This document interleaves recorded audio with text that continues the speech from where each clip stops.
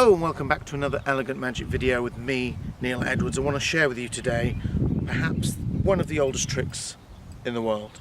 It's known as the Lincoln Rings. We know it's old because outside of Prague there was an archaeological dig of a Roman amphitheatre, and in that amphitheatre was found these rings. They were bigger than this, but there were basically 4 rings made of metal. And magicians knew immediately that in a place of entertainment, 4 rings meant the Lincoln Rings.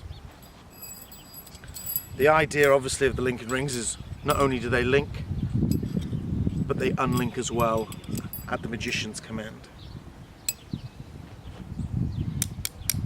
can tell that they're solid. You can see that they're solid. But one by one, the magician would link them on. Now these days it's known as the Chinese Lincoln Rings, and the reason for this is a magician in the early 20th century called Chung Ling Soo.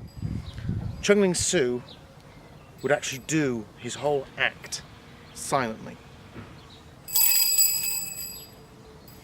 The reason why he did it silently was not because he was working in New York and he was Chinese and he didn't speak any English. It was actually quite the opposite, that he actually wasn't Chinese at all. He just dressed up in the full regalia and pretended to be Chinese in order to kind of give it a sense of the profound or the mysterious or the exotic.